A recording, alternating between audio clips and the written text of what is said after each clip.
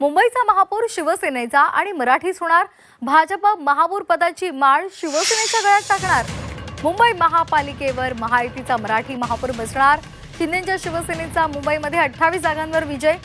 मुंबईमध्ये भाजप मोठा पक्ष आहे. 88 जागांवर विजय प्राप्त झालेला आहे. मात्र आता हे महापौर पद कुणाकडे जातं हे पाहणं महत्त्वाचं ठरणार आहे. भाजप महापौर पदाची माळ ही शिंदेच्या शिवसेनेच्या गळ्यात टाकणार अशी सुद्धा सध्या शक्यता, त्या संदर्भातली चर्चा वर्तवली जाते. त्यामुळे नेमकं काय होणार हे पाहणं खूप महत्त्वाचं आहे. माझी माहिती आहे की शिवसेनेची इच्छा आहे, शिंदेच्या शिवसेनेची, की महापौर पद जरी जागा कमी असल्या तरी महापौर पद हे शिवसेनेला मिळावं अशी त्यांच्यातल्या अनेक नेत्यांची इच्छा आहे. मी या क्षणाला ही अत्यंत महत्त्वाची माहिती प्रेक्षकांसमोर सांगतोय. दिवसभरामध्ये खरं तर ही मांडणी करायला वेळ मिळाला नाही, पण आता ही सांगतोय गोष्ट. महापौर कोणाचा होईल तर अशी शिवसेनेची मागणी आहे की महापौर पद हे शिवसेनेला मिळावं. भाजपसुद्धा यासाठी कदाचित अनुकूल राहू शकतं. लक्षात घ्या, ही महत्त्वाची बातमी तुम्हाला मी सांगतोय प्रेक्षकांना. भाजप शिवसेनेला महापौर पद देण्यासाठी अनुकूल असू शकतं, कारण महापौर पद काय तसं आपण म्हणू शकतो हे या क्षणाला फार शोभेचं पद आहे. महत्त्वाचं कुठलं पद आहे सत्तेच्या दृष्टीने तर ते आहे स्थायी समितीचं अध्यक्षपद. स्टँडिंग कमिटीचा चेअरमन कोण? भाजप स्वतःकडे स्टँडिंग कमिटी ठेवू शकतं.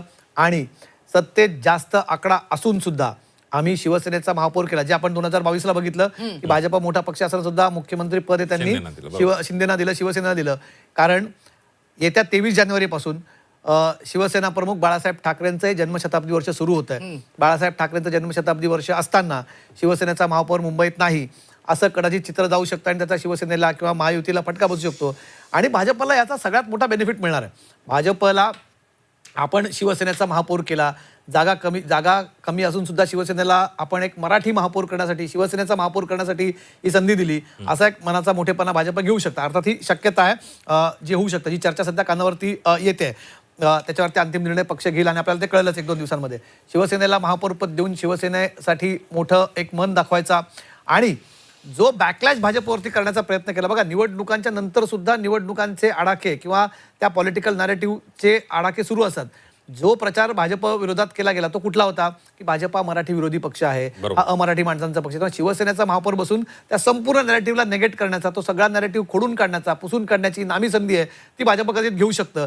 शिवसेनेचा महापौर पद देऊन, शिवसेनेकडे महापौर पद देऊन जे महत्त्वाचं पद आहे स्थायी समिती, ते भाजप स्वतःकडे ठेवलं. कारण स्थायी समिती म्हणजे सगळ्या तिजोरीच्या चाव्या ज्यांच्याकडे आहेत त्या स्थायी समिती अध्यक्षांकडे असतात. त्यामुळे ते स्वतःकडे ठेवून शोभेचं महापौर पद कदाचित भाजप हे शिंदेना देऊ शकतं अशी एक शक्यता जी कानावर येते या क्षणाला. अर्थात ही फार आपण प्राथमिक माहिती म्हणू शकतो. आपण पहिल्यांदाही प्रेक्षकांसमोर इथे मांडतोय की भाजप शिवसेनेला कमी जागा सुद्धा महापौर पद देऊ शकतं. आणि जो एक मेसेज गेला असता की भाजपच्या विरुद्ध नॅरेटिव्ह वापरण्याचा, भाजप अमराठींचा बहुल पक्ष आहे किंवा भाजपकडनं अनेक जणांना अमराठी भाषकांना तिकीट देण्यात आली होती वगैरे वगैरे, हा जो निवडणुकीमध्ये नॅरेटिव्ह तयार करण्यात आला होता त्या नॅरेटिव्हला नेगेट करण्याची ही एक नामी संधी असू शकते.